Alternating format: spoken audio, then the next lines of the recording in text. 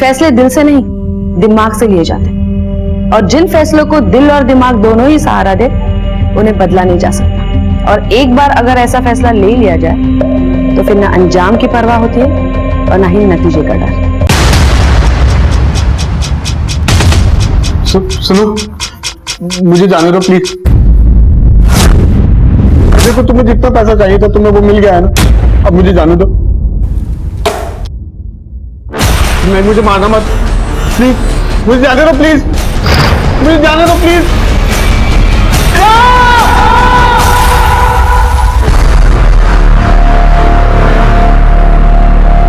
जाइए रुक सर। अरे इतनी भी क्या जल्दी है, आपकी आजादी की खुशी में एक एक हो जाए।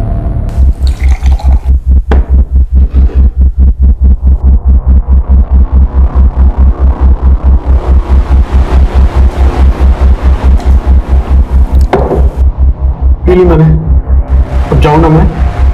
निकलो।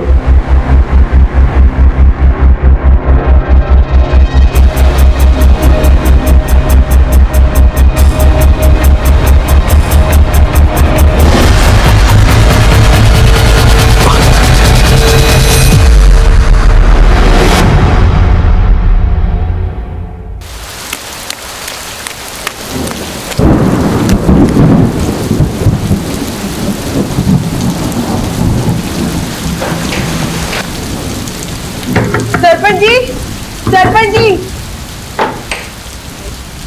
अरे कविता, इतनी रात को सब ठीक तो है ना?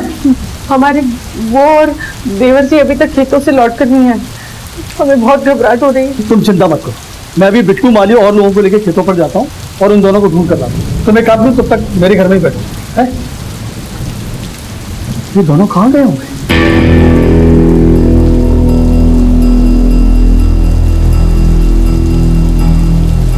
रामपाल, रामपाल भाई कहाँ हो? रामपाल भाई, श्यामपाल जी, श्यामपाल भाई कहाँ हो? रामपाल, रामपाल भाई कहाँ हो? श्यामपाल, रामपाल, कहाँ हो श्यामपाल भाई? रामपाल, रामपाल भाई कहाँ हो?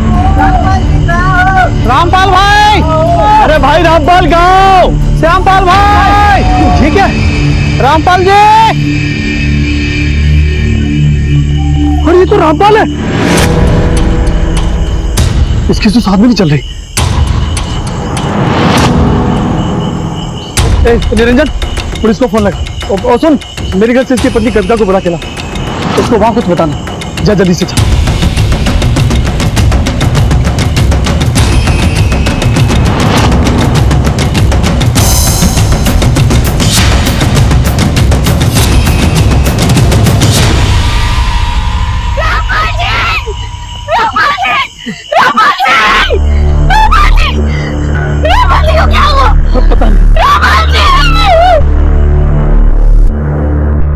रामपाल जैसे रसूखदार इंसान की हत्या ने गांव के लोगों के बीच हड़कंप मचा दिया था। आखिर रामपाल की हत्या किसने और क्यों की थी? रामपाल का भाई श्यामपाल कहां था? क्या रामपाल की हत्या उसी ने की थी या करवाई थी? पुलिस के लिए उलझनों की तो बस अभी शुरुआत थी।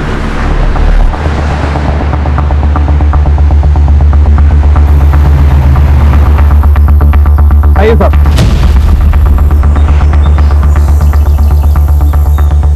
पीछे हटिए आप।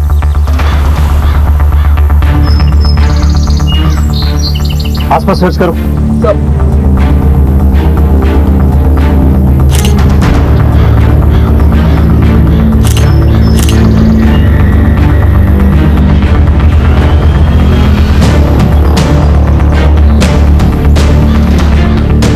इसी रस्सी से इसका गला घोंट के मारा गया, पर बॉडी पर कोई भी स्ट्रगल के निशान नजर नहीं आए।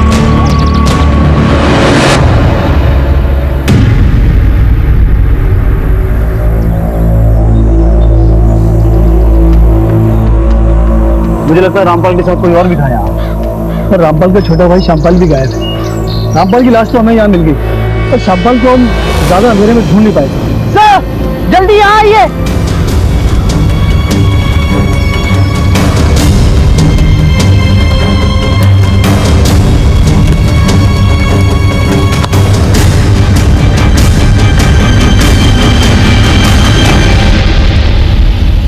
साहब ये तो श्यामपाल है। श्री जिंदा यादव, इसे अपनी गाड़ी में हॉस्पिटल ले जाओ, हो सकता है बच जाए। सर ले जाओ। आप नीचे हाथ लगाओ। ले जाओ सर। कहीं ऐसा तो नहीं कि इन दोनों भाइयों के बीच में किसी बात को लेकर अनबन हो, जिसके बाद रामपाल को उसी के भाई श्यामपाल ने मार दिया और श्यामपाल जानबूझकर ज्यादा शराब पीने के बाद बेहोश हो गया, जिससे उस पर शक न हो सकता है। विकास, उस रस्सी और बॉटल्स को फोरेंसिक जांच के लिए भेजो। ये पता लगाओ कि उन पर इन दोनों भाइयों के फिंगरप्रिंट्स हैं या फिर ये सब किसी और का किया धरा है। Okay sir.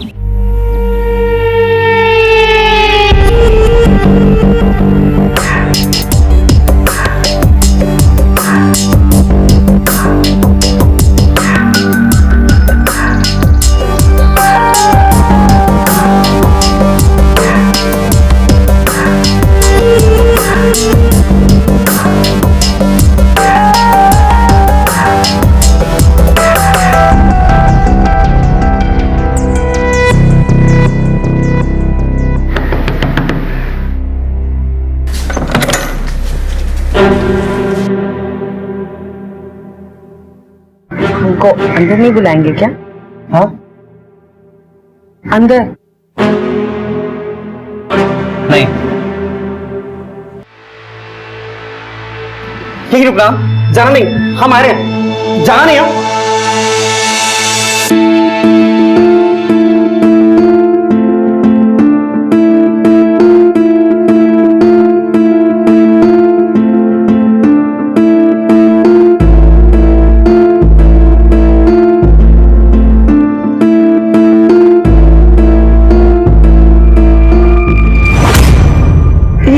हाँ आप मारो उस पैर से।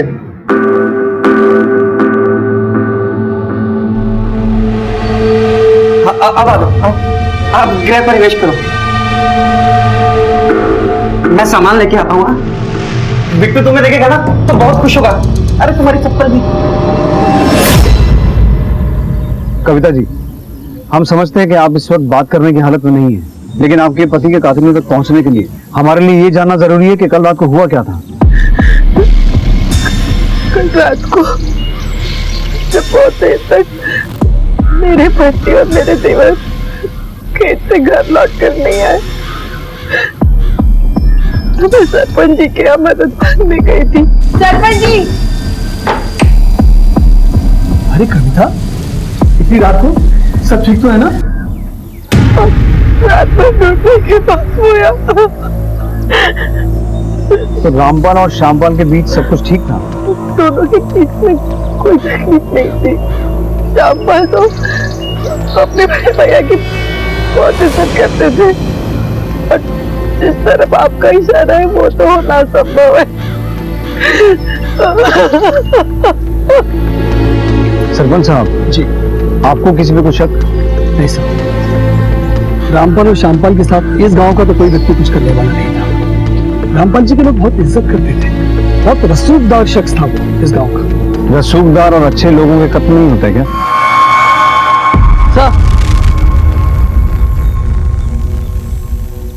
सर ये बंसी है, रामपाल के खेतों का रखवाला। सर रामपाल जी और श्यामपाल जी अपने खेतों से निकल गए थे, फिर यहाँ रास्ते में क्या हुआ नहीं पता। तो रामपाल और श्यामपाल के बीच कुछ खास नहीं हुई थी?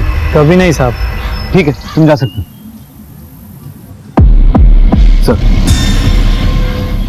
अगर रामपाल को श्यामपाल ने नहीं मारा तो जरूर हत्यारा कोई तीसरा ही है।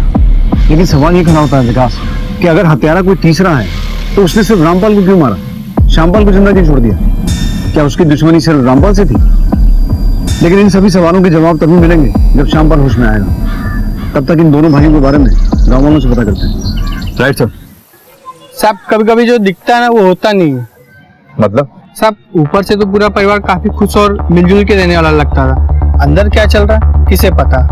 सब मुझे देवर भाभी का वही चक्कर ही लगता है। ऐसा क्यों लगता है तुम्हें? दोनों हम उम्र थे, जो रामपाल चाचा के साथ कौन शादी करता?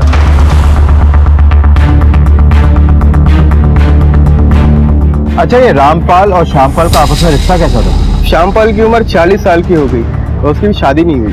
ना खुद का घर ना खुद का पैसा, उसने अपनी पूरी जिंदगी रामपाल के भरोसे रखी। और सब कहता है कि जो आपको पालता है पोसता है खिलाता है पिलाता है, उसकी अच्छी बातें बुरी बातें माननी पड़े। और वैसे भी कौन से दोनों सगे थे? साहब भाइयों के बीच का तो पता नहीं, लेकिन साहब पिछले महीने की बात है। शंभू सिंह की लड़की सिमी का राजेंद्र नाम के लड़के के साथ चक्कर चला था, तो मामला पंचायत में गया। सरपंच जी, ये लड़का दूसरी जाति का है और दूसरी जाति के घर में मैं अपनी बेटी का ब्याह कभी नहीं करूंगा। माफ कीजिएगा सरपंच जी, मैं बीच में बोल रहा हूँ, लेकिन मुझे शंभू की सोच बिल्कुल सही नहीं लगती। उसकी बेटी सिमी अगर इस लड़के से प्यार करती है तो दोनों की शादी करवाने में कोई बुराई नहीं है। लड़का पढ़ा लिखा है, शादी के बाद भी लड़की का ख्याल रख सकता है। तो दोनों बालिग हैं, कानून में अपना फैसला खुद कर सकते हैं। काय का फैसला? हाँ, काय का फैसला? बदनामी तो हमारी होगी ना, तुम्हारा क्या जाता है? बिल्कुल गलत सोच रहे हो। अगर इस लड़की की बदनामी हुई तो सिर्फ तुम्हारी बदनामी नहीं होगी, पूरे गांव की बदनामी होगी। मैं सिर्फ तुम्हारे बारे में नहीं, पूरे गांव के बारे में सोच रहा हूँ। हम रामपाल जी के फैसले के साथ हैं, हम रामपाल जी के फैसले के साथ हैं, रामपाल जी के फैसले के साथ हैं। रामपाल, तुम्हें मेरे घर के निजी मामले में दखल देने का कोई हक नहीं है। रही बात पंचायत की, तो मैं अपने फैसले खुद कर सकता हूँ, किसी की कोई जरूरत नहीं है। चल चल। उसके बाद शंभू सिंह ने सिमी को घर से निकलना बंद करा दिया, लेकिन कुछ महीने के बाद सिमी भाग के राजेंद्र के साथ शादी कर ली। ये शंभू सिंह रहता कहाँ है? हाँ साहब, उधर रहता है। हाँ सर, तो रामपाल को तो अपने काम से काम रखना आता ही नहीं था। वो हर वक्त गांव के हर एक मामले में अपनी टांग अड़ाते रहता था। इसलिए तुमने उसे जान से मार दिया? अरे नहीं साहब, अब ये सब क्या बोल रहे? मैंने किसी को नहीं मारा। तुम कहोगे और हम मान लेंगे। अरे नहीं साहब, हमारे हमने नहीं मारा। हम कल रात को तो घर पे थे। अब चाहे तो हमारी पत्नी से पूछ लीजिए। वो क्या है ना साहब, हमारी बेटी की तबीयत कल से खराब है, हम दोनों जन उसी की देखभाल में लगे थे।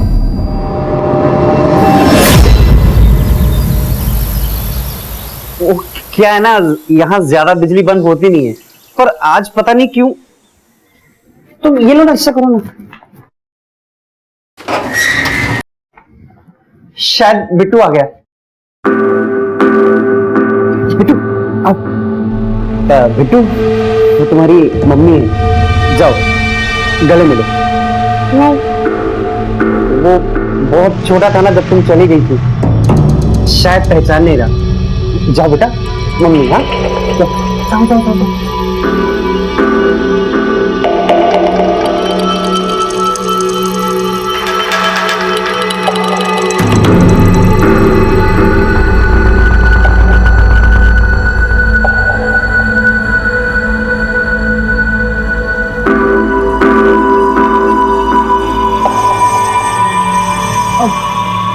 सुनिए ना, वो हमको ना एक मोबाइल फोन चाहिए अभी। बस इतनी सी बात, हम अभी जाके ले आते हैं। तुम एक काम करो, तब तक तुम बिट्टू के साथ खेलो, हम मोबाइल लेके आते हैं। मोबाइल लेके, कपड़े तो बदले नहीं, अभी लेके आते हैं। हाँ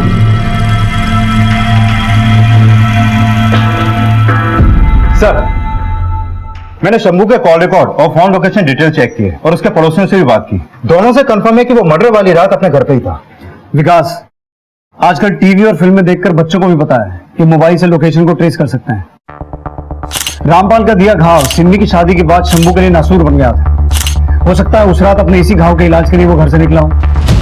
सर, श्यामपाल और कविता ये दोनों कई सालों से एक ही घर में रह रहे हैं। हो सकता है इस मर्डर के पीछे इन देवर भाभी के प्रेम प्रसंग वाला कोई एंगल हो, क्योंकि श्यामपाल और कविता की उम्र लगभग एक ही है, वहीं रामपाल कविता से उम्र में काफी बड़ा है।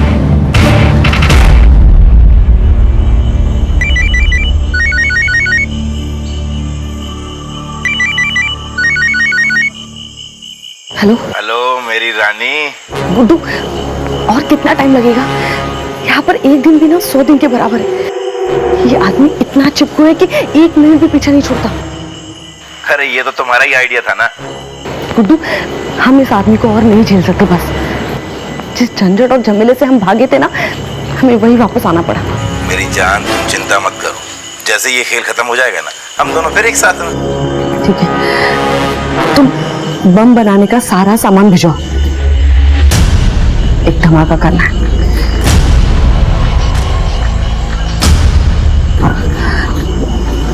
सुनो, लगता है राजेश जग गया, हम बाद में फोन करते हैं, ठीक है?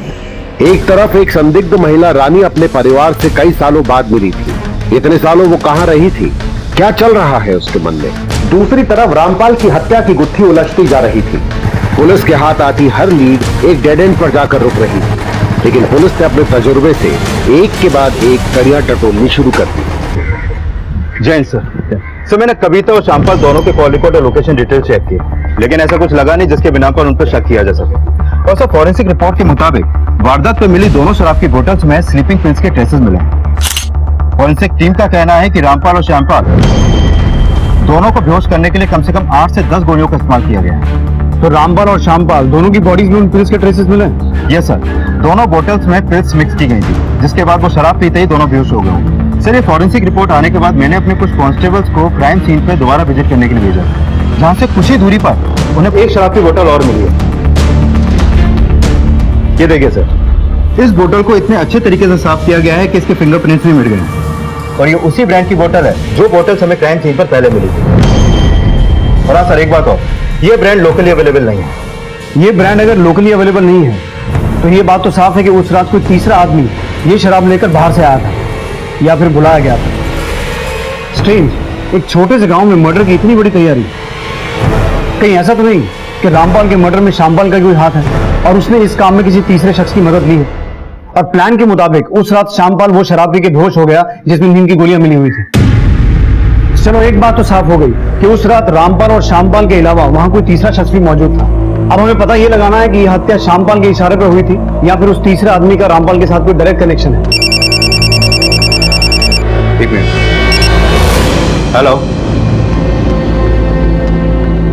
ठीक है सर, श्यामपाल को होश आ गया, उसे घर ले गया अभी।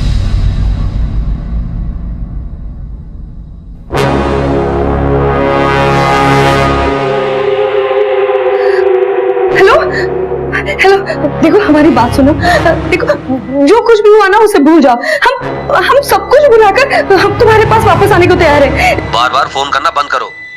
देखो मैंने अपना फैसला तुम्हें सुना दिया है। अब जरा सी भी शर्म है ना तो चुल्लू पर पानी में जाके डूब मरो। और हमारे बीच में अब कुछ भी नहीं है। और वैसे भी तुम जैसी गिरी हुई औरत के लिए मैं फिर से अपनी बीवी और बच्चे को नहीं छोड़ सकता।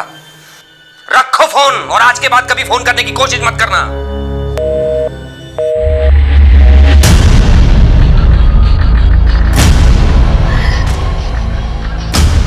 साला अपनी बीवी के लिए हमको धोखा देगा, हाँ? हमको छोड़ के चला जाएगा। बस बहुत हो गया। साला हम गिड़गिड़ाएंगे नहीं, अब तो ना हम बस उड़ाएंगे।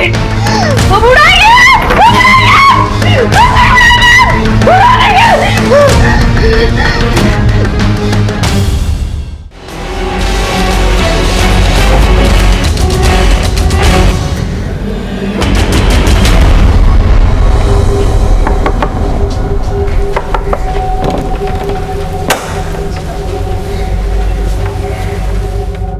श्यामपाल आइए।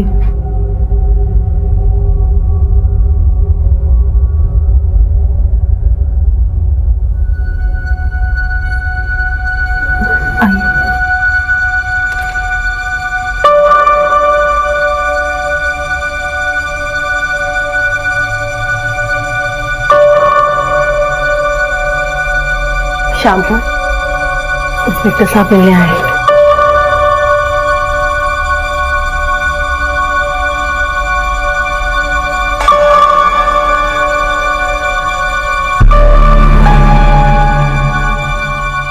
बताइए क्या हुआ था उस रात? रात साहब हमेशा की तरह खेतों पे बहुत काम था। हम कोई आधा घंटा देरी से निकले थे, घर की तरफ बढ़ ही रहे थे साहब कि अचानक एक सुनसान जगह पे भाई साहब को किसी से बातें करते हुए देखा। अरे श्यामू आ, जल्दी आ, जल्दी आ। हाँ बैठ। श्यामू, ये प्रताप भाई है।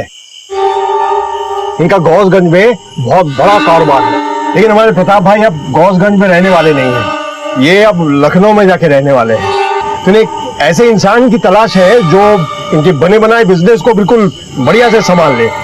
उसके बदले ये मुनाफे का 70% देने को तैयार है। समझ गया ना? क्या सोचता है? अरे हमें तो लगता है ये हमारे लिए बहुत बढ़िया सौदा होने वाला है। अब भाई साहब, अरे इतना मत सोचिए, बहुत फायदे का सौदा है। अरे ले श्याम, अब भैया की बात टाल नहीं सकते थे साहब। उन्होंने कहा तो बोतल हमने हाथ में ले ली। 3-4 घूंट पिए थे साहब कि सर चकराने लगा। हमें पेशाब जाने की जरूरत महसूस हुई तो हम झाड़ियों की तरफ गए, लेकिन कुछ समझ में नहीं आया। कुछ ऐसा लगा जैसे सब कुछ घूम गया। दुनिया पलट सी गई थी। उसके बाद खुद को हॉस्पिटल में पाया।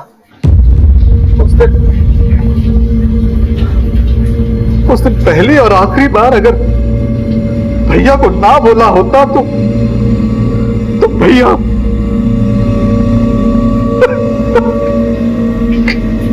आपने उस आदमी का चेहरा देखा था? नहीं साहब, उसने गमछा लपेटा हमारे।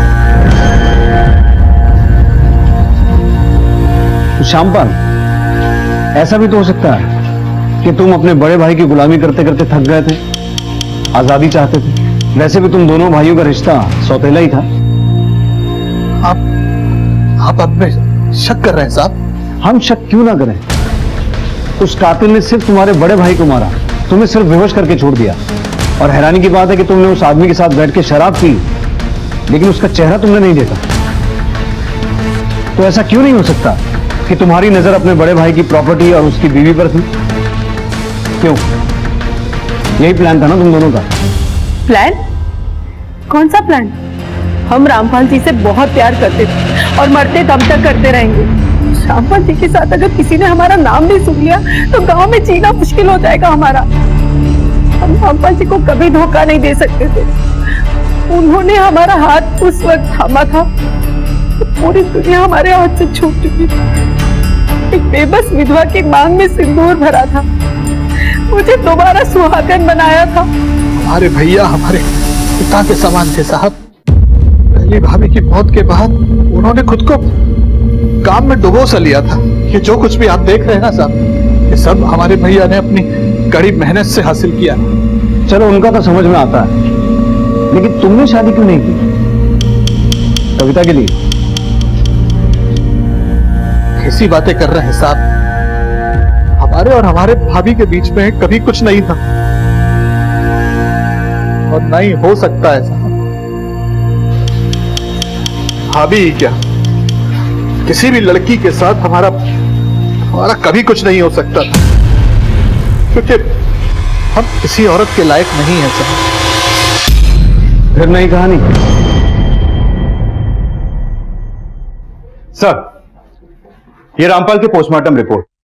इस रिपोर्ट से साफ हो गया है कि उसकी बॉडी में शराब के साथ साथ नोलेन सिम नाम की स्लीपिंग पिल्स भी काफी मात्रा में मिली हुई थी, जिसकी वजह से रामपाल अनकॉन्शियस हो गया और फिर हत्यारे ने रस्सी की मदद से उसका गला घोंटकर उसको मार डाला। सर, इस रिपोर्ट के हिसाब से उसकी मौत 8 जुलाई की रात 12 से 2 बजे के बीच हुई थी। सर, मैं भी आपको एक बात बताना चाहता हूँ। सर, आज से 6 महीने पहले मैं मुरादाबाद में पोस्टेड था, जहाँ पर डॉक्टर अवस्थी का मर्डर केस आया था। डॉक्टर अवस्थी को किडनैप करके उनका मर्डर कर दिया गया था। सब वो मर्डर और ये मर्डर एक तरीके से किए गए। सेम ब्रांड की दारू यूज की गई है, सेम स्लीपिंग पिल्स यूज की गए हैं, और तो और गले पे जो रस्सी है उसका नॉट का तरीका भी सेम तरीके से बांधा गया है। सर, इतनी सारी बातें इत्तेफाक तो नहीं हो सकती ना। सर, उस केस में हमने संदीप सिंह को और उसके गैंग को अरेस्ट किया था। Good observation Yadav. एक काम करो, मुरादाबाद पुलिस डॉक्टर अवस्थी के मर्डर केस की फाइल यहाँ मंगवा लो। देखते हैं हमारे यहाँ क्या लगता है। सर, पुलिस कांस्टेबल यादव की सतर्कता ने इस केस को एक नई दिशा दी थी। क्या उसका शक सही था या फिर रामपाल की मौत के पीछे कुछ और ही राज दफन थे? दूसरी तरफ रानी किस धमाके की साजिश में लगी थी? ये दिवाली नहीं है जो पटाखे फोड़ने, बड़ा धमाका कर रहा है, बहुत बड़ा धमाका। इसलिए अब तुम हमको ये बताओ कि सामान क्या क्या चाहिए। क्या सिर्फ आधा किलो बस होगा? हाँ, और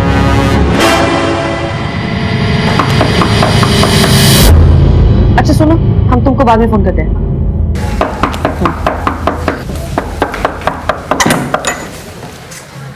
काफी देर से खटखटा रहा था, क्या कर रही थी? तुमसे मतलब? नहा रहे थे हम, कोई तकलीफ? नहीं नहीं, तकलीफ कैसी, अब तो तुम घर आ गई हो, मेरा मतलब अपने घर आ गई हो। तुम एक काम करो, तुम आराम से बैठो, मैं तुम्हारे लिए चाय बना के लाता हूं। हाँ, और हाँ, वो काफी अच्छी लग रही हो।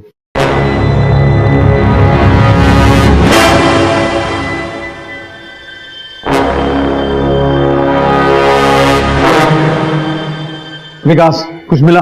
सर, ये मुरादाबाद के डॉक्टर अवस्थी मर्डर केस की फाइल है। इस केस को मैंने अच्छे से स्टडी किया सर। ये संदीप, जिसने डॉक्टर अवस्थी का मर्डर किया, सर ये शुरू में मुरादाबाद की पटाखों की फैक्ट्री में काम करता था और वहीं काम करते करते इसने फैक्ट्री में काम करने वालों के साथ अपना खुद का एक गैंग बनाया और फिर डॉक्टर अवस्थी को अगवा करके उनके घर वालों से 5 लाख रुपए की फिरौती मांगी। जैसी फिरौती मिली उसने डॉक्टर अवस्थी को मार दिया। उसके बाद वो हिसार भाग गया, जहां से मुरादाबाद पुलिस ने उसे दर्द दबोचा। सर मामला अभी अंडर ट्रायल है, लेकिन 2 महीने पहले से कोर्ट से बेल मिल गई। लेकिन रामपाल मर्डर केस में किसी तरह की फिरौती की डिमांड नहीं की गई। अगर संदीप ने रामपाल को मारा है तो संदीप को इस बात से क्या फायदा हुआ होगा?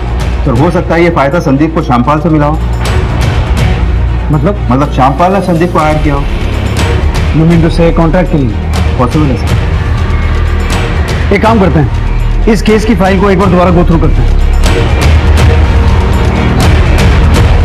अक्सर संदीप सिंह जैसे छोटे मोटे गैंगस्टर अपना सिम तो चेंज करते हैं लेकिन अपना फोन चेंज नहीं करते। एक काम करो, डॉक्टर अवस्थी मर्डर केस के जितने भी कल्प्रिट हैं उन सबके फोन्स का IMEI नंबर ट्रेस करो। ये पता लगाने की कोशिश करो कि हाल फिलहाल में ही उनमें से कोई भी फोन इस एरिया में एक्टिव हुआ है। Okay sir.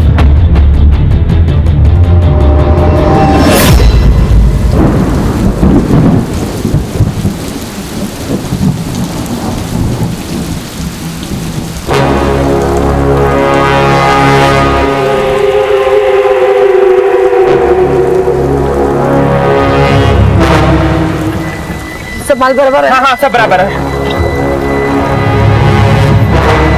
अच्छा था, पकड़ो। चल। सर,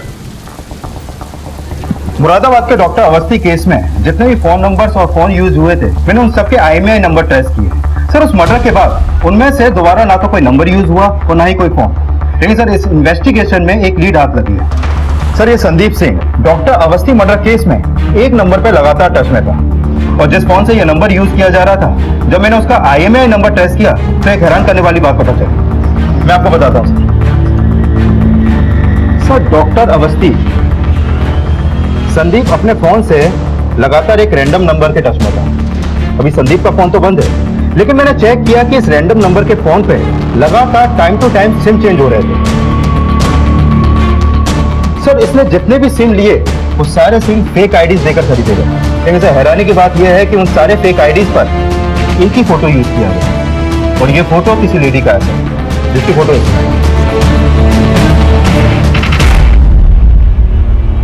और सर रामपाल के मर्डर के वक्त भी ये फोन आदमपुर में एक्टिव था जहां पे रामपाल का मर्डर हुआ। विकास, तुमने एक बात नोट की, मुरादाबाद मर्डर केस के वक्त संदीप के फोन और इस फोन की लोकेशन कई बार सेम रही है। जो भी इस फोन का इस्तेमाल कर रहा है वही हमारा प्राइम सस्पेक्ट है। विकास, इस औरत की फोटो दिल्ली, हरियाणा, मध्य प्रदेश, यूपी और बिहार पुलिस में सर्कुलेट करवाओ और पता लगाओ कि इसकी असली पहचान क्या है। Okay sir. एक तरफ जहां रानी अब आदमपुर पुलिस की हिट लिस्ट में थी, वहीं दूसरी तरफ वो किसी बड़ी साजिश को अंजाम देने में लगी थी। एक सीधी सादी दिखने वाली महिला का एक गैंगस्टर संदीप सिंह से क्या संबंध था? क्या रामपाल की हत्या में उसी का हाथ था? अब वो क्या करने वाली है? क्या पुलिस वक्त रहते उस तक पहुंच पाएगी?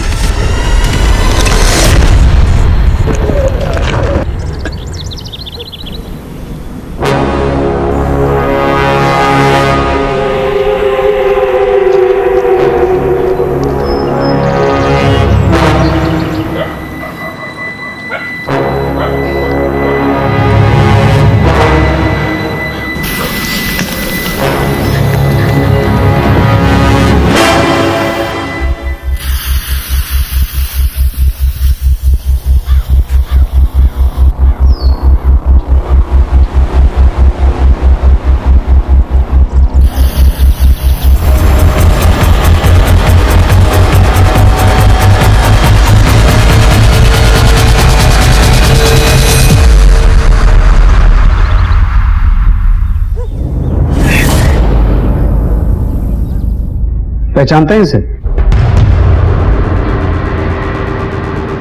नहीं साहब, हम इसे नहीं जानते।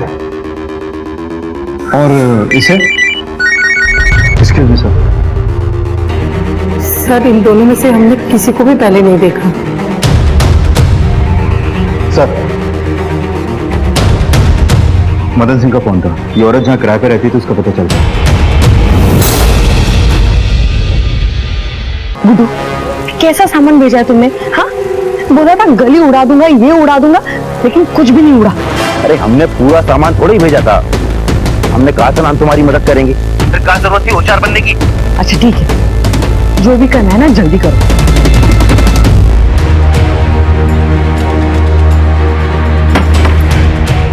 यही घर बताया था ना? हाँ सर, घर तो यही है।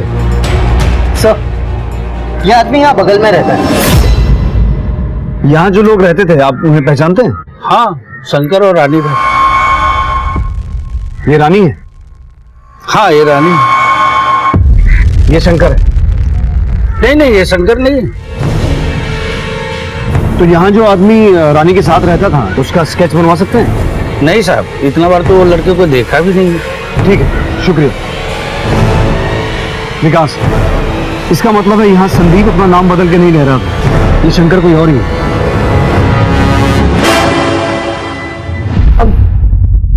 बाबू, मुझे बहुत भूख लगी है, तो तुम बाजार में जाके मेरे लिए कुछ ताजा लेके आओ। ताजा चाट लेके आओ? हाँ चलेगा। और तुम्हारी वो तीखी वाली मिर्ची भी डलवाऊंगा। हाँ?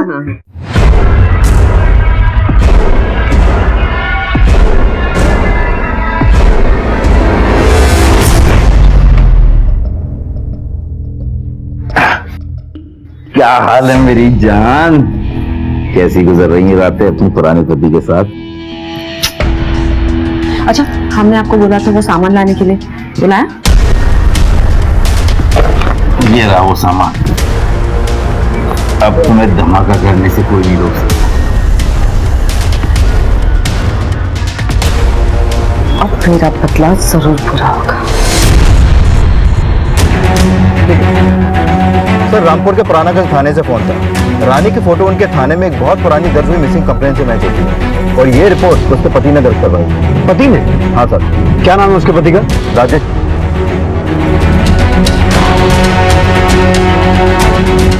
ठीक है। हाँ सर।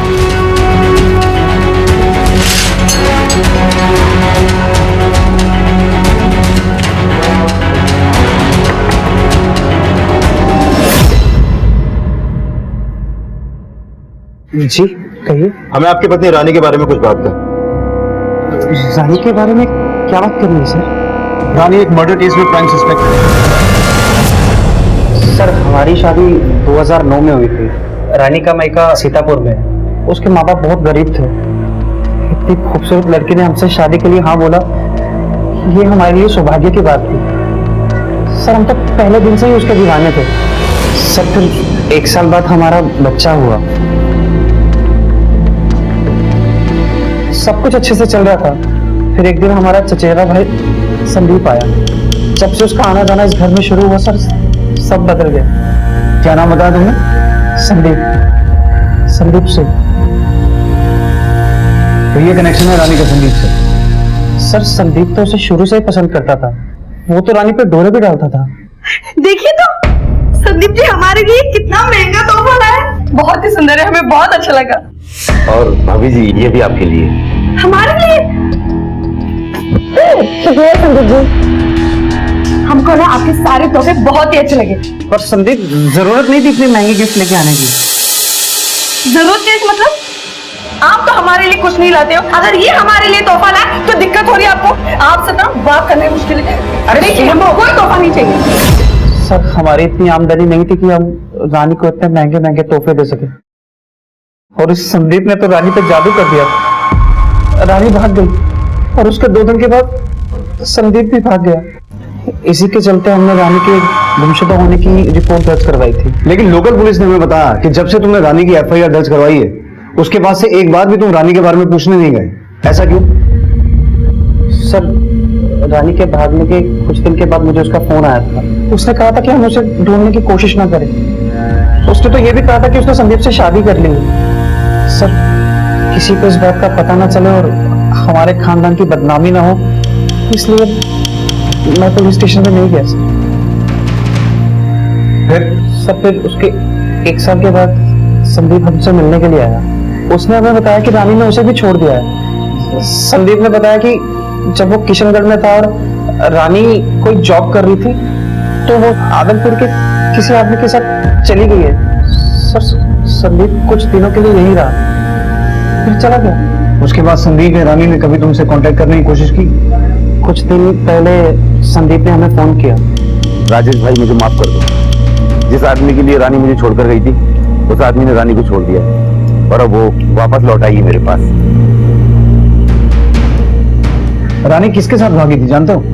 संदीप बता रहा था कि वो आदमपुर का कोई अमीर आदमी है, शायद शंकर। तो हाल फिलहाल में रानी या संदीप से कोई बात हुई है? सर वो 1 हफ्ता पहले ही रानी वापस आई है। तो रानी अभी यहीं है? जी हाँ सर, पर वो सुबह से कहीं गई है। हाँ, मैं रानी के कमरे की तलाशी लूंगी।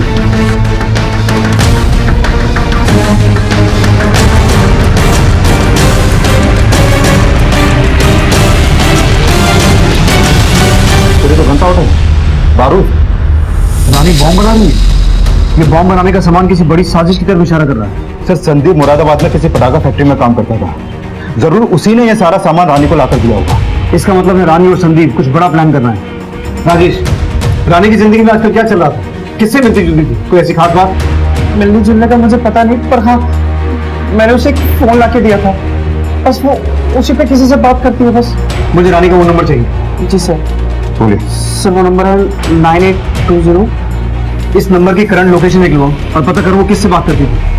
इससे पहले रानी और संदीप अपने प्लान में कामयाब हो, हमें हर कीमत पर उन तक पहुंचना है। Okay sir.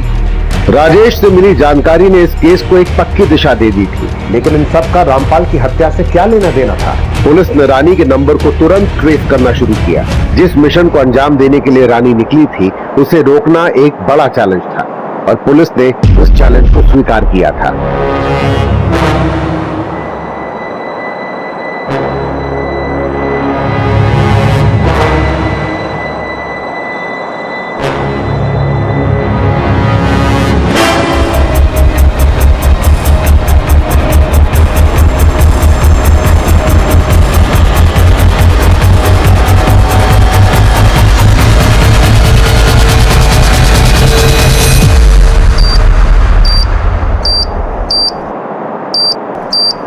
रानी!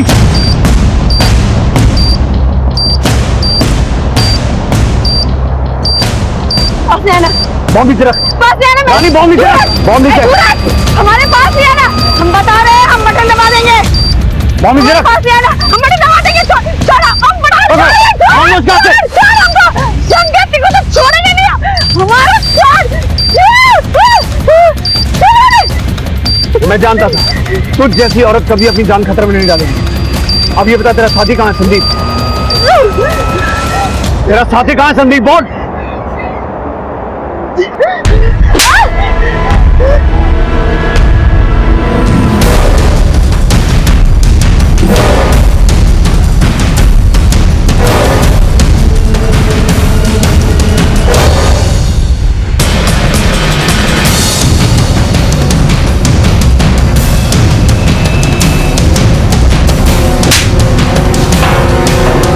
यही सोच रही हूं ना कि हम तुम तक कैसे पहुंचे।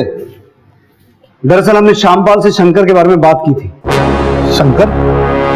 शंकर तो हमारा भतीजा है साहब, हरदोई में रहता है। हरदोई में कहां? नदी किनारे वाली सड़क के पास। तुम्हारी कहानी है बड़ी दिलचस्प, इसलिए मैं ये कहानी शुरू से सुनना चाहूंगा। बोलो बोलो। आदमपुर में शंकर के पास हमको काम मिल गया था। संदीप हमको अक्सर वही मिलने आया करता था। तब हम समझ गए कि हमको संदीप में कोई दिलचस्पी नहीं, क्योंकि वो सिर्फ पैसा होने का दिखावा करता था। असल में उसके पास कोई पैसा नहीं था। तो इसीलिए तुमने शंकर को चारा डालना शुरू किया कि क्योंकि उसके पास बहुत पैसा था। हाँ, शंकर हमको अच्छा लगा और उसको रिझाने में हमको ज्यादा तकलीफ नहीं हुई।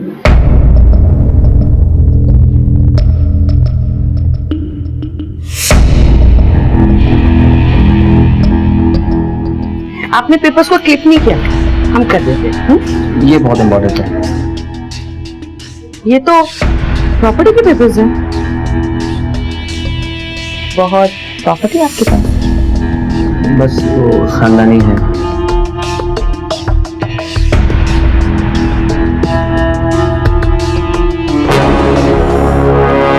और जब अगली बार संदीप हमको मिलने आया तब हम उसको शंकर के बारे में सब कुछ बता दिए। लेकिन फिर कुछ सालों बाद शंकर ने रानी को छोड़ दिया। शंकर के छोड़ने के बाद हम फिर से सड़क पर आ गए थे, इसलिए हम वापस संदीप के पास मुरादाबाद चले गए। जब रानी हमारे पास वापस लौट कर आई तब तक वो पूरी तरह से अय्याशी में डूब चुकी थी। उसे दिन रात कुछ ना कुछ चाहिए था। हमारी इनकम तो शंकर के बराबर नहीं थी, इसलिए उसके सारे शौक पूरा नहीं कर पाए। लेकिन सच कहें तो हमें भी ऐसी कीड़े मकोड़े वाली जिंदगी से नफरत थी, इसलिए हमने एक दिन डॉक्टर अवस्थी को अगवा किया ताकि मोटे पैसे छाप सकें। एक तो तूने डॉक्टर अवस्थी से फिरौती का पैसा लिया और फिर उनको मार भी दिया। क्यों? अगर उसे खुला छोड़ देते तो उसके जरिए पुलिस हम तक नहीं पहुंच जाती क्या?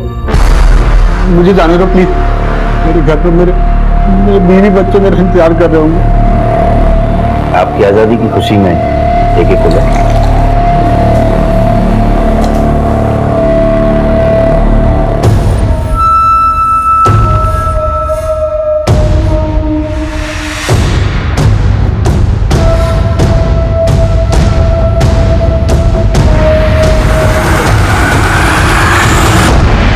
इतना सब कुछ करने के बाद भी पुलिस ने संदीप को पकड़ लिया और संदीप के बाहर निकलने से पहले हमने मुरादाबाद में एक मकान का इंतजाम कर लिया।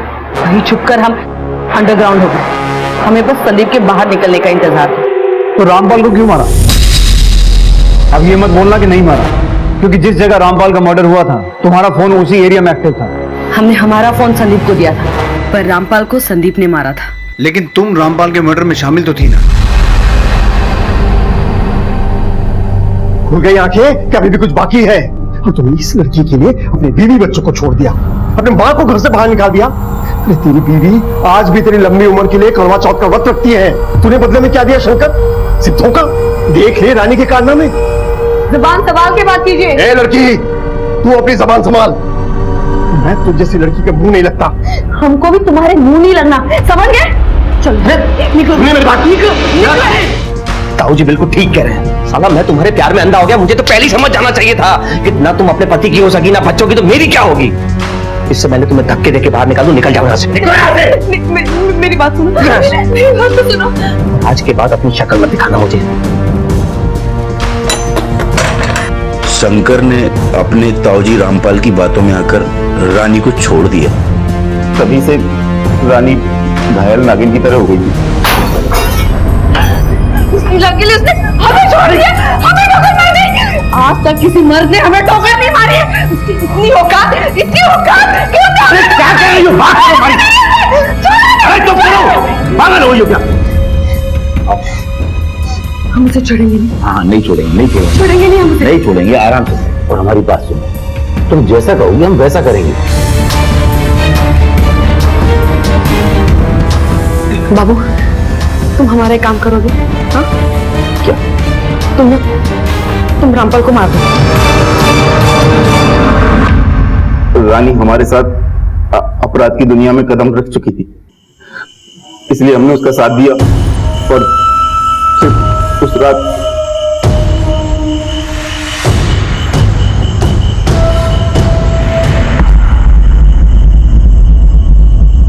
एक बात बताओ रानी, तुम्हारे कहने पर संदीप ने डॉक्टर अवस्थी को मारा, रामपाल को मारा।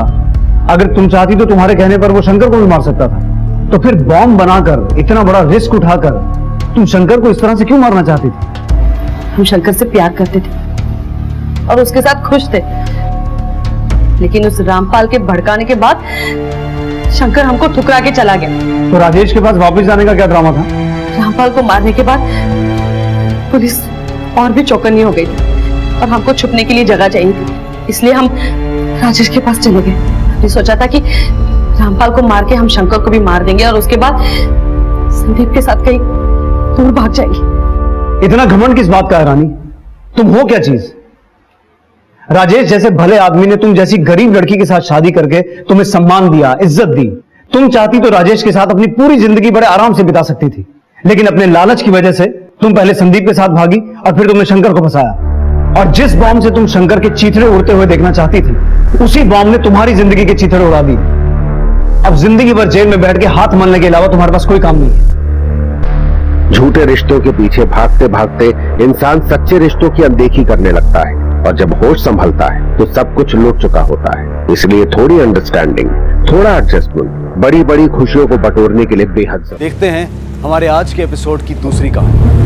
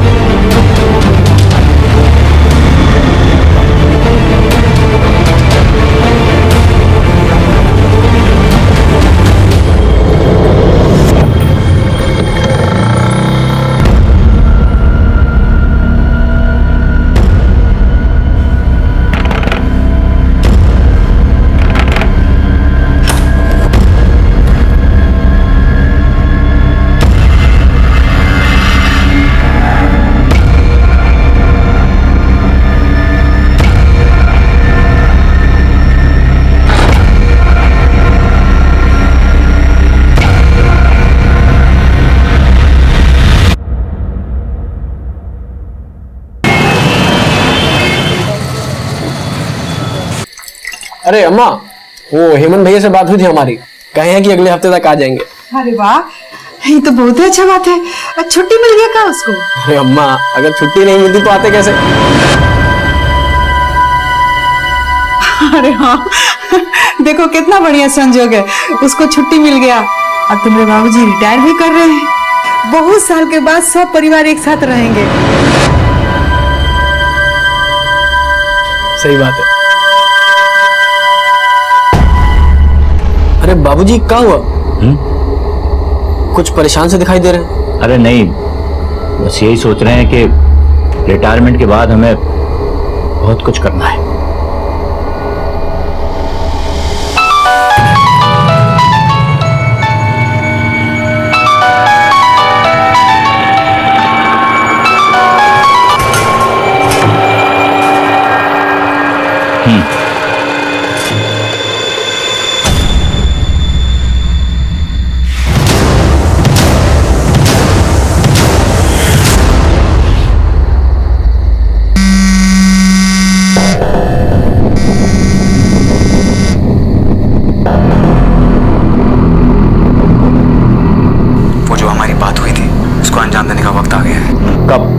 इसी वक्त। कहाँ? स्टेशन रोड के पास। वहीं जहाँ 3 रास्ता मिलता है स्टेशन के पास। ठीक है, मैं अभी आता हूँ।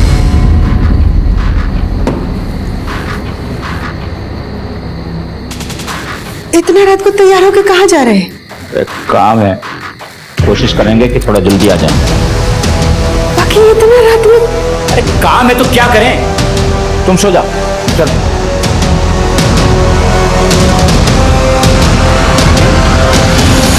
The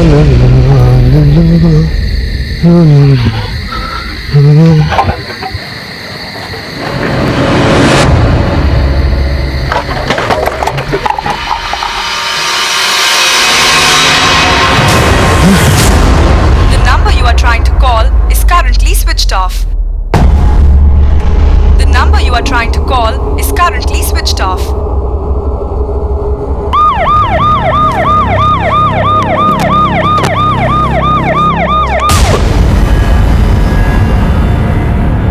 बॉडी पे 3 गोलियों के निशान है। गोलियां बहुत नजदीक से मारी गई हैं, पॉइंट ब्लैंक रेंज। शायद रिवॉल्वर से शूट किया गया है। और कुछ आईडी वगैरह चेक करता हूँ सर। देखो तुमने फोन किया था? हाँ साहब। यहाँ से किसी को आते जाते या भागते हुए देखा? नहीं साहब, नहीं, हम आए तो कोई नहीं था यहाँ पे, अकेले थे। सर, विक्टिम के जेब से आईडी मिली है। विक्टिम का नाम है ओम मंडल, इनकम टैक्स डिपार्टमेंट में काम करते हैं। इनकम टैक्स डिपार्टमेंट के आदमी को इस तरह मारने का क्या कारण हो सकता है? ए बेटा पवन, ए बेटा उठो ना जल्दी से। देखो ना, तुम्हारे पापा बाहर बोल के गए कि आते हैं, इतना देर होगा आए ही नहीं। अम्मा कुछ बता रहे कि कहाँ जा रहे हैं? बोले थे कि काम से जा रहे हैं, आ जाएंगे। अच्छा रुको, तुम टेंशन ना लो, हम लगाते हैं। The number you are trying to call is currently switched off. कहाँ हुआ? अम्मा उनका फोन तो बंद आ रहा है। अच्छा वो काम करो, पापा जहाँ काम करते हैं ना, उस साथ में लोग जो काम करता है, वो लोग को फोन करके पूछो तो कहीं उन लोगों को कुछ पता हो।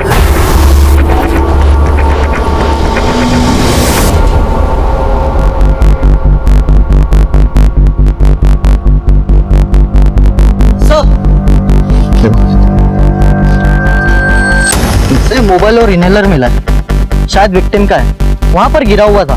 मोबाइल ऑन करने पर पासवर्ड लॉक बता रहा है। उस तरफ देखो वर्मा। सर चेक करो।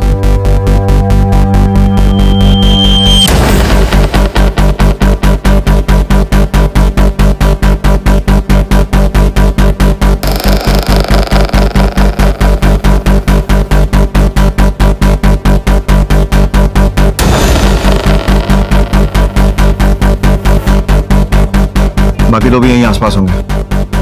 पूरे एरिया में अच्छे से छानबीन करो।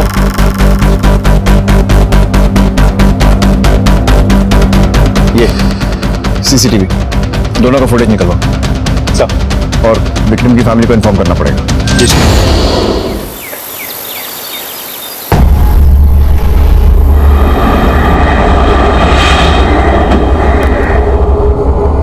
अभी ओम मंडल? हाँ, हमारे बाबूजी। स्टेशन के पास 3 रास्ता पर उनकी लाश मिली, किसी ने उन्हें गोलियां मारी।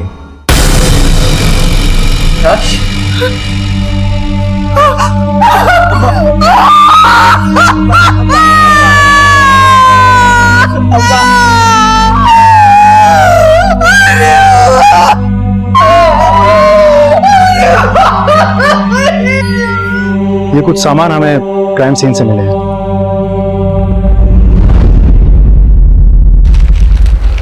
सर ये तो हमारे बाबूजी का है। अगर आप इस फोन को अनलॉक करके दे तो हम इन्वेस्टिगेशन आगे बढ़ा सकते हैं। सर हमारे बाबूजी अपने मोबाइल का पासवर्ड किसी को नहीं बताते थे। शायद आपकी माँ को मालूम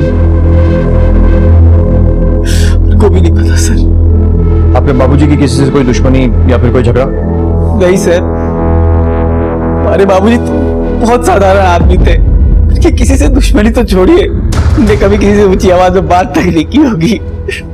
वो इनकम टैक्स डिपार्टमेंट में थे, तो ऑफिस तो 6 बजे तक बंद हो जाता होगा। इतनी रात को बाहर क्या कर रहे थे? अरे वो कभी घर से बाहर नहीं जाते थे, रात को पता नहीं किसका फोन आया, चले गए।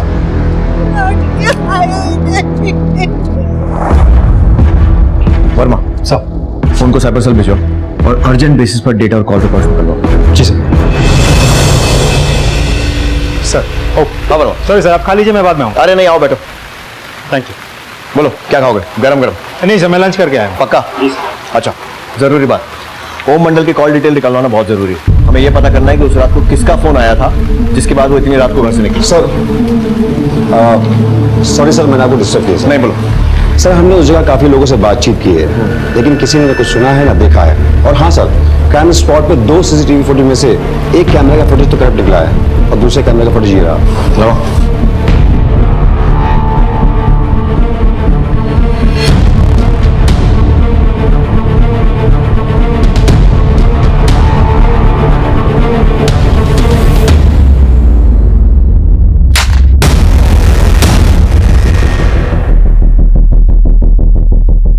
से एक बात तो क्लियर कि गाड़ी की नंबर प्लेट उसी कैमरे में दिखी है जिसका फुटेज करप्ट हो गया। उस फुटेज को फौरन आईटी सेल भेजो और उनसे बोलो किसी भी हालत में उसे रिकवर करें। गाड़ी का नंबर मिलना बहुत जरूरी है। जिस तरीके से इस हत्या को अंजाम दिया गया है, 38 mm Italian revolver, professional killers, बहुत सोच समझ कर ओम मंडल की हत्या की गई। ढूंढ निकालो। बाबूजी की पार्टी को आने में 2 घंटे और लगेंगे। मैंने और भी लोगों से बोल दिया है।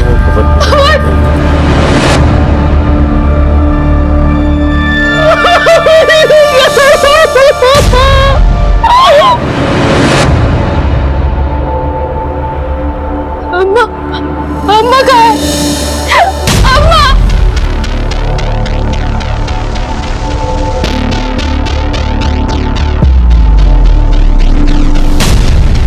सर हम 3 भाई बहन, हेमंत भैया सबसे बड़े। उनकी शादी 4 साल पहले ही अंजलि भाभी से हो गई थी। हेमंत भैया गुजरात में कॉटन मिल में काम करते। अंजलि भाभी का मायका यही है, तो वो मायके आई हुई थी। जैसे ही उनको खबर मिली वो तुरंत घर आ गई। हेमंत अभी कहाँ है? सर वो भी आ रहे हैं रास्ते में। और तुम्हारी बहन? सर प्रिया वो तो अपने पति के साथ घर आ चुकी है। उसका पति सुमित इंश्योरेंस एजेंट है। तुम्हारी शादी नहीं हुई? नहीं सर, लेकिन हमारी सगाई हो चुकी है। बाबूजी ने ही नेहा को हमारे लिए पसंद किया। सब कुछ अच्छा चल रहा था, जाने किसकी नजर लग गई। चिंता मत करो, तुम्हारे पिता के हत्यारों को बहुत जल्दी खोज निकालेंगे। फिलहाल घर जाओ, जरूरत पड़ी तो दोबारा बुलाएंगे। जी सर।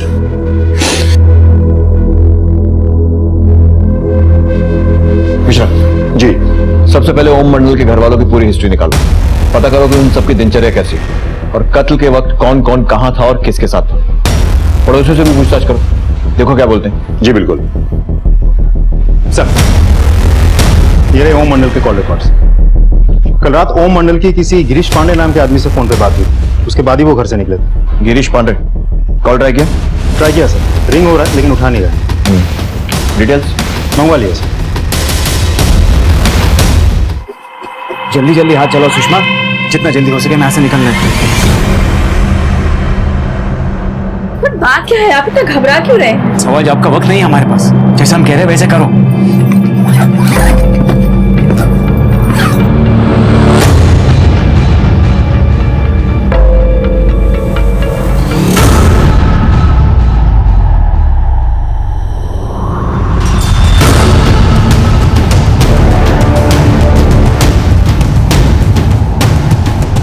ओम मंडल की अचानक हुई हत्या ने छोटे से मुंगेर शहर में बहुत बड़ी सनसनी फैला दी थी। आखिर ओम की हत्या किसने और क्यों की थी? वो शख्स कौन था जिसने ओम से उस रात फोन पे मिलने की बात की थी? क्या ओम की हत्या में उसी का हाथ था? पुलिस के लिए एक बहुत कठिन केस की ये महज शुरुआत थी। साहब ओम भाई की लड़की प्रिया बीच में गायब हो गई थी, पूरे मोहल्ले में इस बात की चर्चा थी। वही साहब लव सब का चक्कर था। कुछ महीने पहले की बात है। प्रिया बिना किसी को बताए हुए अपने बॉयफ्रेंड सुनील के साथ भाग गई थी। मैं कहता हूँ निकलो यहाँ से, चलो। शर्म नहीं आई तुझे? पूरे समाज के सामने हमारी इज्जत पे गोबर पोत दिया तूने। पर बाबूजी सुमित में खराबी क्या है? हम प्यार करते हैं एक दूसरे से। बाहर में जाओ तुम और तुम्हारा प्यार। चलो निकलो, मैं कहता हूँ निकलो यहाँ से। और देखिए सब हम ही को देख रहे बाबू। अब जो हो गया वो होता बदल नहीं सकते ना बाबूजी। आशीर्वाद दे दीजिए। अरे बाहर में गया तू और तेरा आशीर्वाद। पता नहीं किस गंदी नाली के कीड़े के साथ प्यार रचाया तूने। न नाम देखा न खानदान। सर पड़ोसियों से पूछताछ करके पता चला कि ओम मंडल की बेटी प्रिया ने भाग के शादी की थी और प्रिया के पति के साथ ओम मंडल की हाथसुनी भी हुई थी। एक और बात सर, ये गिरीश पांडे बिहार समाचार पत्रिका में सीनियर एडिटर और क्राइम रिपोर्टर है। अब समझ में नहीं आ रहा है इस गिरीश पांडे के साथ ओम मंडल का क्या कनेक्शन हो सकता है। वो तो ये गिरीश ही बता सकता है। उसको थाने लेकर आओ। और ये प्रिया का हस्बैंड सुमित और उसके सारे घर वालों के कॉल रिकॉर्ड भी निकलवाओ। साहब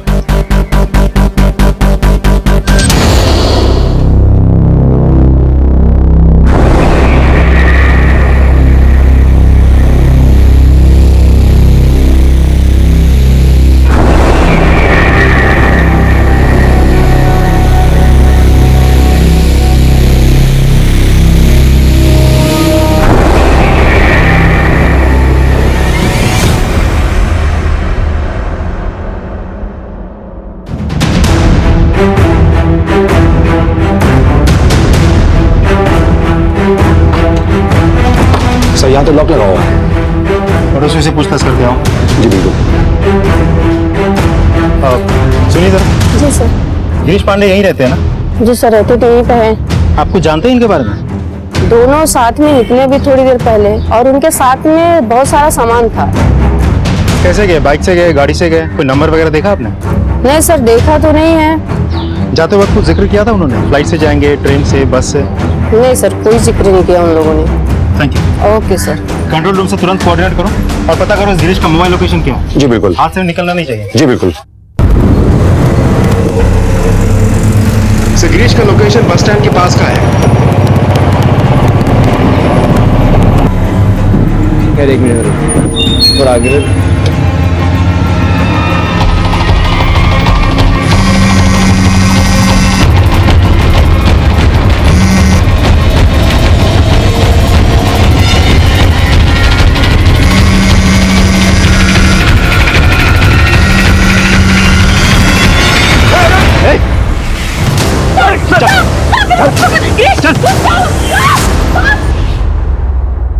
जी सर, उस रात मैंने ओमनी को फोन किया था। वो जो हमारी बात हुई थी उसको अंजाम देने का वक्त आ गया है। कब? इसी वक्त। कहाँ? स्टेशन रोड के पास। ठीक है, मैं अभी आता हूं। और हम 3 रास्ते के पास मिले भी थे। और फिर तुमने उन्हें मार दिया? नहीं सर, मैं किसी को क्यों मारूंगा? तो फिर इतनी रात को उन्हें फोन करके उस सुनसान जगह पर क्यों बुलाया था? देख गिरीश, हमसे झूठ बोलने का कोई फायदा नहीं होगा। हमें न्यूज ब्रेक करने के बारे में भले ही कुछ नहीं मालूम, लेकिन हड्डियां ब्रेक करने के मामले में हमारी मास्टरी है। सर, ओम जी के पास अपने डिपार्टमेंट की एक बहुत बड़े स्कैम की इंफॉर्मेशन थी जो मेरे साथ शेयर करने वाले थे। उनका कहना था कि इस स्कैम में काफी बड़े नाम भी इन्वॉल्व हैं। मामला संजीदा था, इसलिए किसी सुनसान जगह पर मिलने की बात हुई थी। तो क्या इंफॉर्मेशन शेयर की उन्होंने? कुछ नहीं सर, वो बस मुझसे मिले और कहे कि फिलहाल उनके जान को खतरा है, कोई उनका पीछा कर रहा है और हमारी अगली मुलाकात में मुझसे सारी इंफॉर्मेशन शेयर करें। अगर तेरी बात छोटी निकली ना, तो जिस अखबार के लिए काम करता है ना, उसकी अगली हेडलाइन तेरे नाम की हो। अभी जाने दे रहा हूं, लेकिन शहर छोड़कर मत जाना।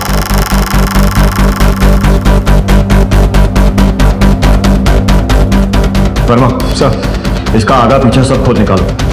जितना सीधा ये खुद को दिखाने की कोशिश कर रहा है उतना है नहीं। लेकिन सर, अगर हम मान भी ले कि ये सच बोल रहा है, क्योंकि ओम मंडल इसको ऐसा भी क्या बताने वाला था? वही तो कंफ्यूजन है कि मामला प्रोफेशनल है या पर्सनल। दोनों एंगल्स को टटोलना पड़ेगा। ओम मंडल के ऑफिस में भी पूछताछ हो। सर,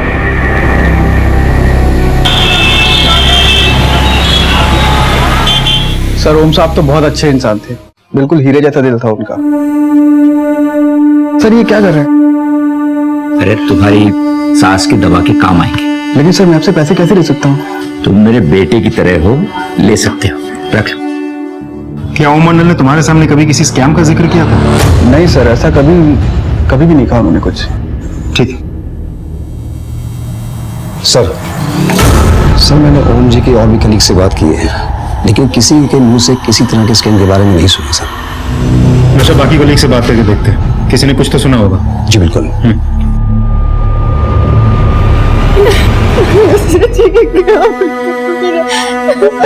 क्या करेंगे? सब ठीक हो जाएगा। रिया, यही सही मौका है, अपने भाइयों से हिस्से के बारे में बात कर। सुमित, हमने तुमसे कहा ना, हमें कोई हिस्से की बात नहीं करनी। और अगर तुम्हें इतनी पड़ी है तो तुम खुद जाके बात कर, हमसे नहीं होगा।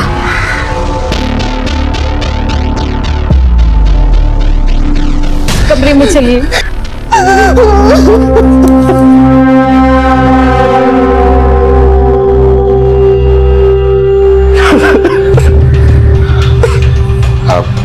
हेमंत भैया, देखिए, हम जानते हैं कि यह सही वक्त नहीं है ये सब बातें करने का, लेकिन बात इतनी जरूरी है कि।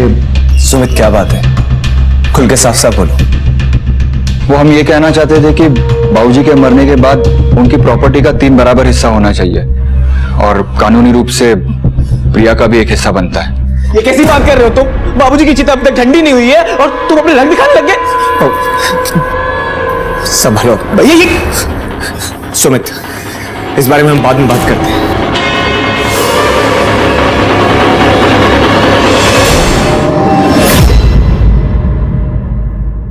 सबकी नजरों में बहुत इज्जत थी उसकी, होती भी कैसे ना, एक नंबर का ड्रामेबाज और बनावटी था वो। मतलब सब कई बार मैंने उसको किसी के साथ फोन पर खुसू खुसू करते हुए देखा था, और ऑफिस के वक्त भी बीच बीच में गायब हो जाता था 2-3 घंटे के लिए। मुझे लगा कि कोई लड़की का चक्कर होगा। अच्छा ये बताओ कि ओम किसी स्कैम वगैरह के बारे में पता कर रहा था? सर वो 2 नंबरी जर्नलिस्ट गिरीश को तो जानते ही होंगे आप। हमारे ऑफिस में भी कई लोगों को ब्लैकमेल कर चुका। आज से कुछ महीने पहले मैंने ओम को गिरीश के साथ जाते हुए देखा था। ओम की अचानक हुई हत्या ने जहां कई सवाल खड़े कर दिए थे, वहीं उसके किरदार के कई पहलू भी सामने आने लगे थे। आखिर ओम की जिंदगी से जुड़ी ये संदिग्ध महिला कौन थी? क्या ओम की हत्या से इसका कोई वास्ता था? पत्रकार गिरीश की बातों में कितनी सच्चाई थी? क्या वाकई किसी घोटाले की जानकारी ओम के पास थी, या खुद ओम किसी घोटाले को अंजाम दे रहा था? जिस रात ओम मंडल जी की हत्या हुई, तुम और सुमित कहाँ थे? जी हम दोनों उस रात अपने घर पे ही थे। अपने पिता से आखिरी बार कब मिली थी? देखो हमें तुम्हारी और सुमित की लव मैरिज और उससे जुड़े पूरे टंटे के बारे में मालूम है, तो बेहतर यही होगा कि जो कुछ भी है साफ साफ बता दो। देखिए उस बात को तो 6 महीने से भी ज्यादा हो चुका है। वैसे भी ये बात मुझे जिंदगी भर खाएगी कि मैं अपने बाबूजी के मौत से पहले उनके साथ अपने रिश्ते नहीं सुधार पाई। तुम्हारे बाबूजी की हत्या की खबर सुनकर सुमित का क्या रिएक्शन था? सिर्फ सुमित बाबूजी को अपने पिता समान मानता था। उनकी मौत की खबर सुनकर उसको भी बहुत धक्का लगा। धक्का? हमने तो सुना कि दोनों के बीच में धक्का मुक्की हुई थी। पता नहीं किस गंदी नाली के कीड़े के साथ प्यार रचाया तूने, न नाम देखा न खानदान। बाबूजी आप हमारे खानदान पे ना ही जाए तो बेहतर होगा, वरना हम भूल जाएंगे। क्या वरना? पवन तो हाथ चल। बाबूजी ने बोला बाहर निकले। चल बाहर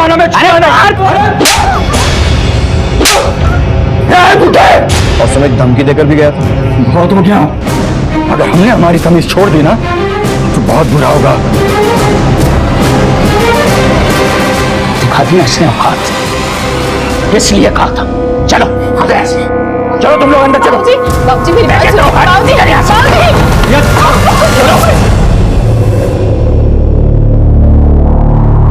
नहीं सर, बाबूजी बस हमारी शादी से नाखुश थे, नाराज थे, बस इसलिए थोड़ा सा कहासुनी हो गई।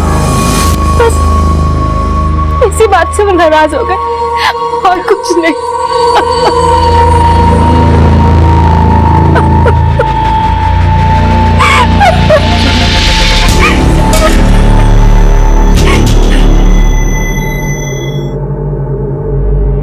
तुम उस रात कहाँ थे? सर हम गुजरात में थे। इसी हफ्ते 1 हफ्ते की छुट्टी लेके अपने घर आने वाले थे, लेकिन उससे पहले ही बाबूजी। तुम्हें किसी पे शक है?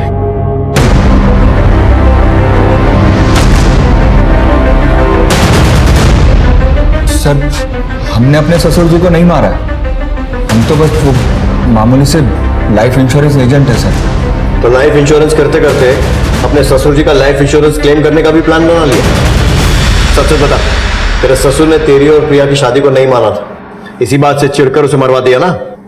साहब ये सब बदला का कहानी टीवी और फिल्मों में ही अच्छा लगता है, असल जिंदगी में तो कोई भी इसे बेबुनियादी मानेगा ना साहब। और तेरे लालच की बात भी बेबुनियाद है। लालच साहब? कौन सा लालच साहब? बोला मत बन, हेमंत ने सब कुछ बता दिया। तेरे ससुर की चिता की आग ठंडी भी नहीं हुई थी और तूने प्रिया के भाइयों से प्रिया के हिस्से की बात करना शुरू कर दिया था। सब बात यह है कि हमारी माली हालत ठीक नहीं है, तो हमने सोचा कि बाबूजी के जाने के बाद उनकी सारी संपत्ति, सारे पैसे दोनों भाई आपस में ही बांट लेंगे, हेमंत और पवन। तो हम बस यही चाहते थे कि एक हिस्सा प्रिया को भी मिल जाता, तो हम उन पैसों से कुछ एक धंधा कर लेते साहब। सर हमें तो बस बाबूजी के मरने के बाद होने वाले फायदे का लालच था, लेकिन हमने बाबूजी को मारा नहीं है। सर एक मिनट। सर ये रहे सबके कॉल रिकॉर्ड्स। वो गिरीश का क्यों? सर ये देखिए, ये रहे उसके रिकॉर्ड्स।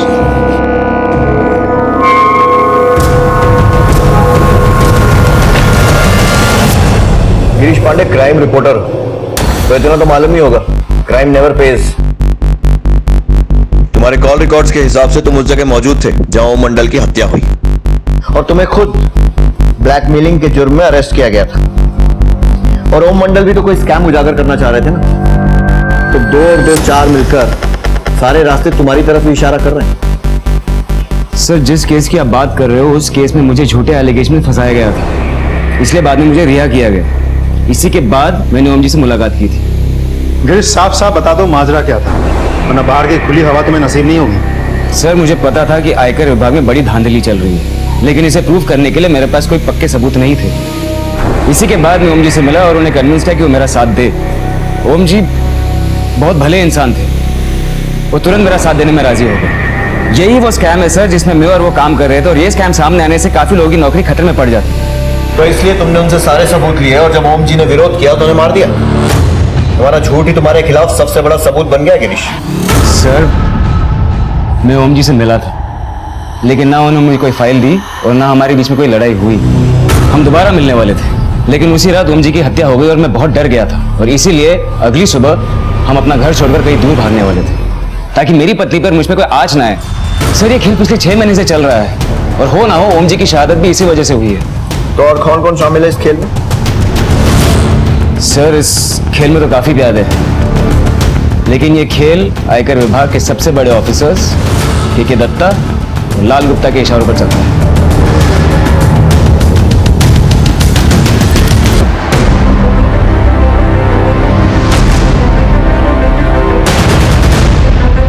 कुछ मिला मनोज? सर, पूरा घर छान मारा, कुछ नहीं मिल रहा है। गिरीश ने के दत्ता और लाल गुप्ता के बारे में बताया था, और यहां उनका कोई सुराग नहीं है। आप लोगों को मालूम है ओम जी इनकम टैक्स डिपार्टमेंट के किस स्कैम को उजागर करना चाह रहे थे? बाबूजी ने तो हमें इस बारे में कुछ भी नहीं बताया था। अम्मा, तुम्हें कुछ पता था क्या? नहीं बेटा, हमको भी कुछ नहीं पता है। नहीं वर्मा, दत्ता पर इस तरह हाथ नहीं डाल सकते। उससे पूछताछ करने के लिए कुछ ठोस सबूतों की जरूरत पड़ेगी। उसकी पहुंच डिपार्टमेंट के हर बड़े ऑफिस में। अगर वाकई उसका हाथ ओम मंडल की हत्या में है तो हमें रोकने के लिए साम दाम दंड भेद सब कुछ ट्राई करेगा। सर, मैंने हमारे कुछ कांस्टेबल्स को गुप्ता पे नजर रखने के लिए कहा है। आखिर वो दत्ता का राइट हैंड है, इसकी एक्टिविटीज से हमें कुछ तो इन्फॉर्मेशन मिलेगी। राइट, इस दत्ता की ज्यादा से ज्यादा जानकारी इकट्ठी करो, कुछ ना कुछ क्लू तो मिलेगा। और एक काम और करो, गुप्ता से मिलो, देखिए क्या बोलते हैं। सर, देखिए, आप लोग जो कह रहे हैं ना बिल्कुल गलत कह रहे हैं। हमने आज तक 1 रुपया भी हमारे जीवन में बेईमानी का नहीं खाया है, और ओम मंडल को हम क्यों मरवाएंगे? देखिए, ओम जी को हम बहुत अच्छे से जानते हैं, वो भला हमारे खिलाफ सबूत क्यों इकट्ठा करेंगे? तो फिर किसके खिलाफ करेंगे? के दत्ता के, तो फिर किसी और के? चलिए ये बताइए, हत्या वाली रात आप कहाँ थे? हत्या वाली रात हम हमारे घर पे ही थे। ठीक है, मान ले। गुप्ता जी, एक बात याद रखिए, झूठ के पैर नहीं होते और सच सामने आ ही जाता है। फिर मुलाकात होगी।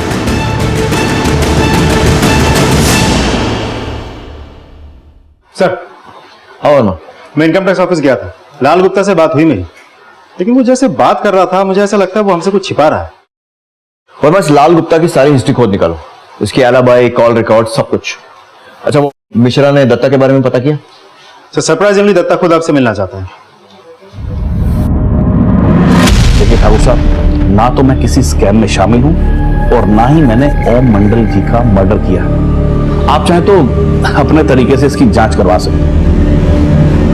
आपको क्या लगता है ओम मंडल को किसने मारा होगा? ये तो हम नहीं बता सकते, लेकिन एक काम की बात आपको बता सकता हूं। जिस स्कैम की आप बात कर रहे हैं ना, इस स्कैम में ओम मंडल खुद लिप्त है। क्या आप चाहें तो उनके बैंक अकाउंट चेक कर सकते हैं, आपको खुद ब खुद इसकी जानकारी दे देगा। अब आप ही बताएं कि एक सीधे साधे इंसान का ये टेढ़े तिरछे जमीन से क्या संबंध हो सकता है? अम्मा, हमें ना हर हाल में ये बात सबसे छुपा कर रखनी होगी। अगर किसी को पता चल गया है ना तो बवाल हो जाएगा।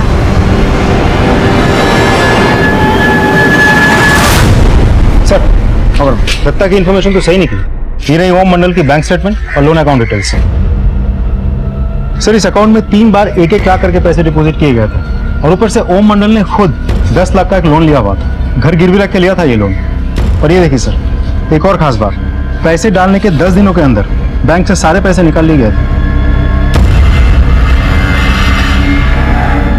मतलब ये ओम मंडल इतना भी सीधा नहीं है जितना हम समझ रहे थे, और इस गिरीश ने भी बहुत सारी बातें छुपाई, वरना हो ना हो ये दोनों मिलकर कोई बड़ा गेम प्लान कर रहे थे। बैंक स्टेटमेंट से तो कुछ और ही एंगल सामने आ रहा है। अब हम किसकी बातों पे यकीन करें? क्या ओम मंडल खुद ही स्कैम में इन्वॉल्व थे, या फिर वो तुमसे झूठ बोल रहे थे, या फिर तुम हमसे झूठ बोल रहे हो?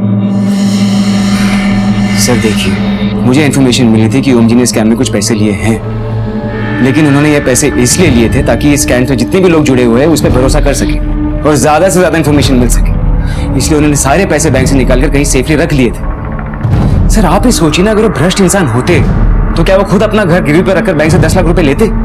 सर प्लीज आप मुझे एविडेंस फाइल दे दीजिए और यहाँ से जाने दीजिए। सॉरी गिरीश, इन सारी ब्रेकिंग न्यूज को हम खुद पुलिस स्टेशन में सॉल्व करेंगे और उसके बाद डिसाइड होगा कि असली ब्रेकिंग न्यूज क्या है और उस ब्रेकिंग न्यूज के पीछे किसका हाथ है।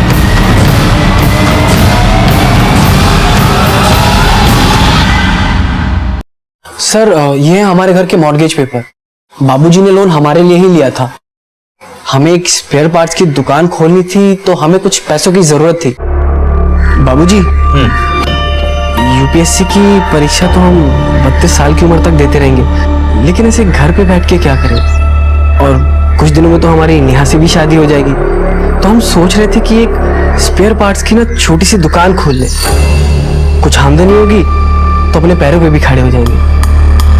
तो अगर कुछ पैसे मिल जाते, मैं देखता हूँ मैं तुम्हारे लिए क्या कर सकता हूँ। बाबूजी इन्हीं पैसों से हमारी मदद करने वाले थे। और वो 3 लाख रुपए जो 1-1 लाख करके उनके अकाउंट में आए थे, उसका क्या? सर ये बात शायद अम्मा को पता होगी। बाबूजी ने इन 3 लाख के बारे में हमें कभी नहीं बताया। इन्होंने 10 लाख रुपया कर्जा लिया था, लेकिन 3 लाख रुपए के बारे में हम लोग को कुछ नहीं पता है। प्रिया के पापा बहुत ईमानदार थे। तो फिर वो रिश्वत के 3 लाख रुपए कहाँ गए? आपके पति का किसी और बैंक में भी अकाउंट? हम लोग को नहीं पता है सर। ठीक है, सर ओम मंडल के ऑफिस ड्रॉर्स की तलाशी करो।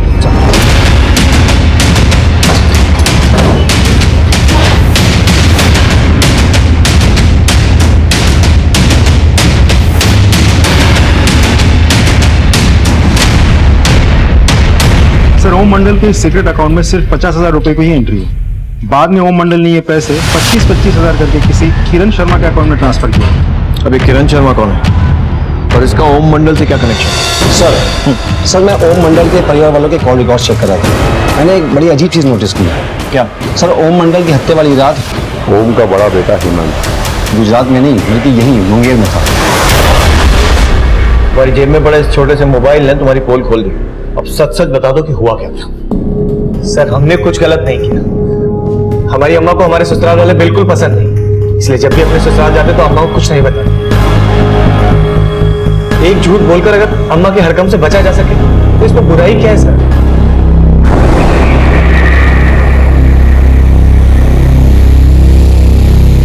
आईटी सेल ने सीसीटीवी फुटेज का कुछ हिस्सा रिकवर किया। ये रही फुटेज।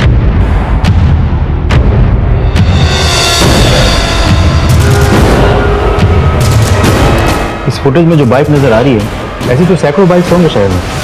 सर ये देखिए, इस बाइक का जो नंबर प्लेट है इसका 3 डिजिट तो ठीक से विजिबल तक नहीं है। हम खूनी तक पहुंचेंगे कैसे? वर्मा एक रास्ता है, थोड़ा लंबा है लेकिन सीधा मंजिल तक पहुंचाएगा। मतलब ये कि ये देखो, इस सीरीज के आगे के सारे नंबर दिख रहे हैं, सिर्फ आखिरी के 3 नंबर बचे। राइट, मतलब 999 रजिस्ट्रेशन। और उन 999 रजिस्ट्रेशन में इस तरह की गाड़ियों का रजिस्ट्रेशन गिने चुने निकालो जितने भी, हमारा शिकार वहीं मिलेगा। सब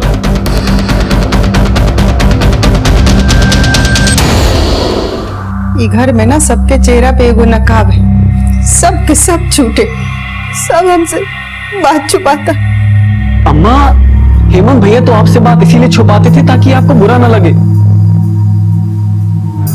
हमें माफ कर दो अम्मा, हम आपका दिल नहीं दुखाना चाहते थे, इसलिए वो बात हम आपको नहीं बताए। अम्मा, अम्मा। सर, हाँ वर्मा, किरण शर्मा का पता चल गया। उनको करीब 30 साल एक प्राइवेट फर्म में काम करती है। लेकिन अभी तक हमें यह पता नहीं चला कि किरण शर्मा ओम मंडल को कैसे जानती थी। लेकिन मोबाइल लोकेशन के हिसाब से ओम मंडल अक्सर किरण के घर जाता था। वर्मा, ये आदमी भी बड़ा अजीब।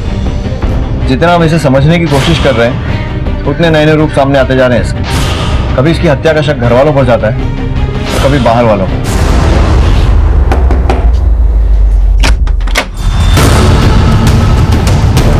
जी सर।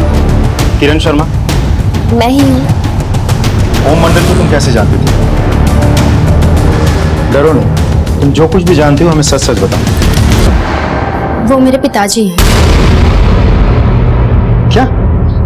जी सर, आज से 30 साल पहले उनका मेरी माँ के साथ अफेयर था।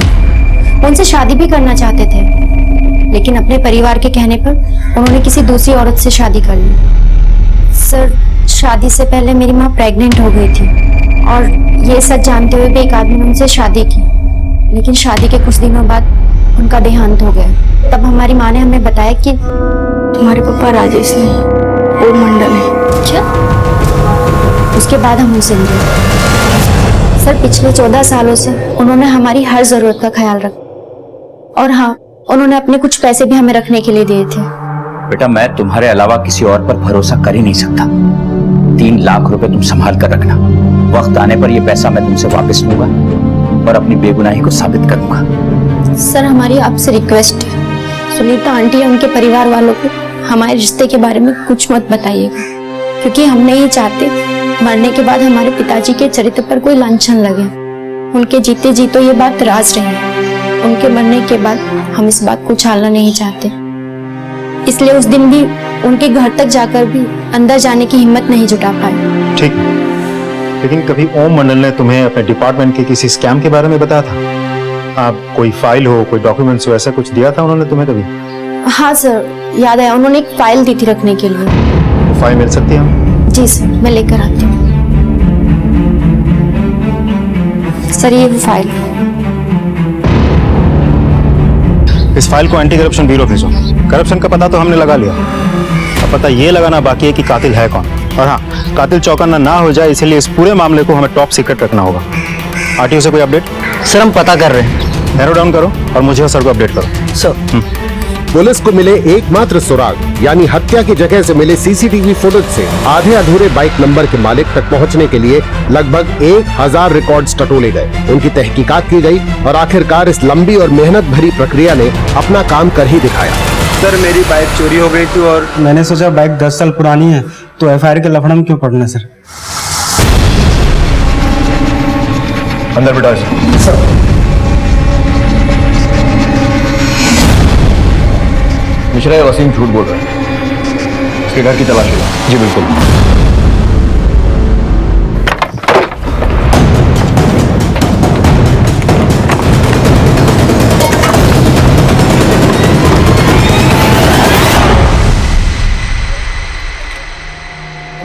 सर, मुझे नहीं बेटा, क्या रे वसीम? सर, बाइक मैंने रवि को बेची थी सर। जिस बाइक के लिए लोग 20,000 देने को तैयार नहीं थे सर, उस बाइक के लिए रवि ने मुझे 50,000 दिए थे। क्यों? मुझे नहीं पता है सर। तेरा यार दोस्त रवि कहाँ मिलेगा?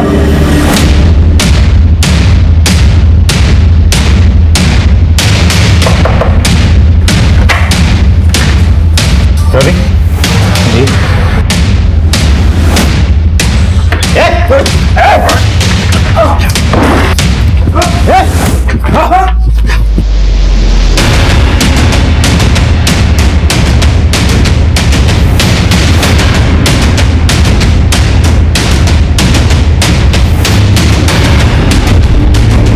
पुलिस ने कत्ल के मास्टरमाइंड का पता लगाने के लिए रवि से जुड़े हर इंसान तक पहुंचने की कोशिश तेज कर दी।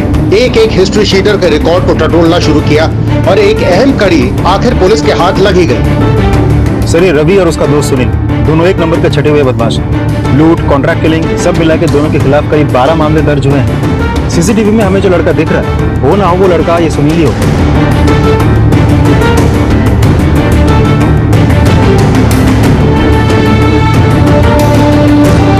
सुनील किधर रहता है? सर, वो इस तरफ रहता है सर।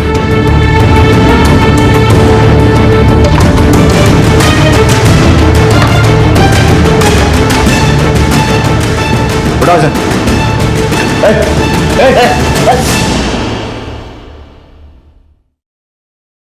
सर ये तो कुछ बोलने को तैयार ही नहीं है। ये रवि और सुनील दोनों के इंटायर कॉल हिस्ट्री चेक किया मैंने, सब साफ है।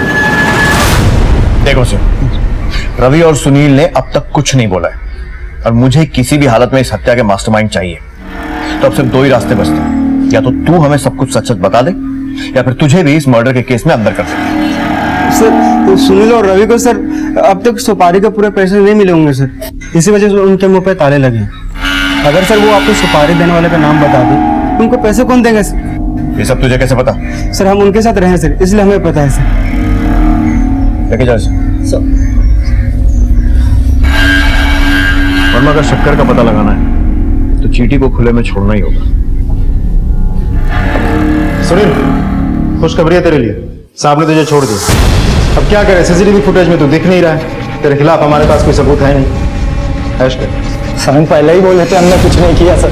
जा। धन्यवाद सर।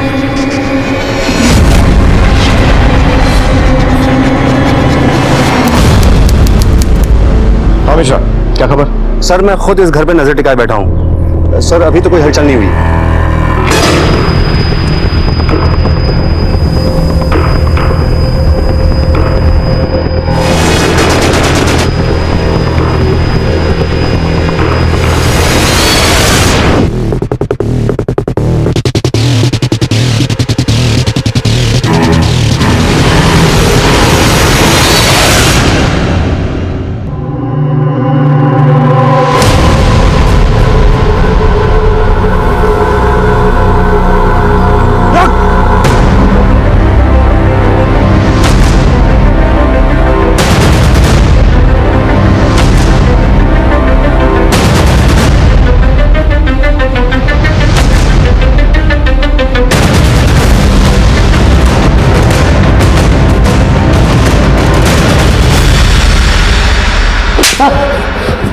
चल बता, क्यों मारा अपने बाप? सर हम ना अगले हफ्ते 26 साल के हो जाएंगे, लेकिन अगर हमने अपनी जिंदगी में कुछ देखा है तो वो है यूपीएससी के फेल का रिजल्ट। कुछ ही महीने में हमारी नेहा से शादी हो जाती, और सर अगर शादी होती तो जिम्मेदारी भी बढ़ती ना। लेकिन सर हम आपको एक बात सच सच बताएं, हमने ना खुद से बड़ा उल्लू नहीं देखा। एवं भैया गुजरात में कमा रहे थे, बाबूजी के पास सरकारी नौकरी थी, और हमें तो घर से निकलने से पहले भी 100 रुपये मांगने पड़ते थे। सर आपको पता है बाबूजी इस उम्र में किन लोगों से टक्कर लेने निकल पड़े थे? आयकर विभाग वालों से। लगे थे किसी फिल्मी मिशन पे कि एक दिन पूरे स्कैम का पोल खोल देंगे और बन जाएंगे देश के हीरो। कि आयकर विभाग वाले बाबूजी को तो ठिकाने लगाते ही लगाते हम लोग अभी जीने मुहाल कर देते सर। तो इसलिए तूने सोचा कि इससे पहले वो ठिकाने लगाए तू ही? नहीं सर नहीं, अभी हमारी बात पूरी कहाँ हुई है सर। इतने सालों से बाबूजी पूरे परिवार की आंखों में धूल झोंक रहे थे, लेकिन हमें पता चल गया था कि बाबूजी की एक और बेटी है। पिछले 14 सालों से उसी का तो खर्चा पानी संभाल रहे थे। बेटी काश मैं सारी दुनिया के सामने ये कह पाता कि तुम मेरी बेटी हो।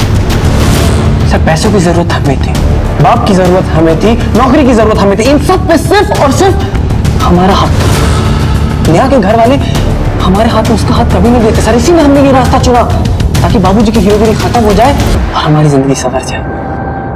और अनुकंपा नौकरी मिल जाए, इसलिए तुमने अपने बाबूजी को मार दिया? हाँ सर बिल्कुल, इसी मकसद को अंजाम देने के लिए हम रवि से मिले। गुरु 2 लाख लगेंगे। अरे इतना पैसा नहीं है हमारे पास। अरे तो जिसको लुढ़काना है उसी से मांग लो। मतलब? अरे अपने बाप से मांग लो, बेटे होंगे, इतना तो दे ही देंगे। लेकिन सर बाबूजी को तो पता ही नहीं था कि हम उन्हीं के घर के कागज गिरवी रख के उन्हीं की चिता सजा चुके थे, और हमने ये लोन जानबूझकर बाबूजी के नाम पे लिया था ताकि उनके मरने के बाद हमें ये लोन भरना न पड़े।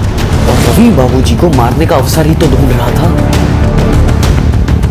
उस रात हमने बाबूजी को फोन पे बात करते हुए सुन लिया था। अच्छा वहीं या 3 रास्ता मिलता है स्टेशन के पास?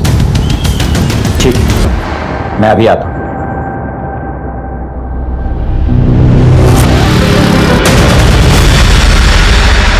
हमने तय किया था कि जैसे ये काम खत्म हो जाएगा हम धीरे धीरे करके रवि के पैसे 2 महीने में चुका देंगे। लेकिन आप लोगों ने जैसे ही सुनील को छोड़ा उसने तुरंत किसी नए नंबर से हमसे पैसे की मांग कर दी। वो शायद यहां से नेपाल भागने की फिराक में था, इसलिए हमसे पैसे मांगने आ पहुंचा और हम फंस गए। जिस नौकरी के लिए इतनी बड़ी साजिश की थी ना, अब जेल की सलाखों के पीछे बैठकर उसकी याद कर। पवन की विकृत सोच ने उसकी जिंदगी बदल कर रख दी। इन सारे मामलों में सबसे ज्यादा नुकसान में रही सुनीता, जिसने अपना पति खोया, बेटा खोया। लेकिन ओम की मेहनत और खून दोनों ने ही अपना रंग दिखाया और टैक्स डिपार्टमेंट का स्कैम अब हर न्यूज चैनल और न्यूज़पेपर की ब्रेकिंग न्यूज बन चुका था और पुलिस ने मुजरिमों को गिरफ्तार कर लिया। जो पिता अपना ही मकान गिरवी रख के अपने बेटे को कारोबार के लिए रकम दे सकता था, वही पिता शायद खुल के बात करने पर पवन की हर समस्या का समाधान भी दे सकता था। इसलिए आपस में खुल के बात करना बेहद जरूरी है। क्राइम पेट्रोल के ऐसे ही मजेदार एपिसोड्स देखने के लिए हमारे चैनल को सब्सक्राइब करें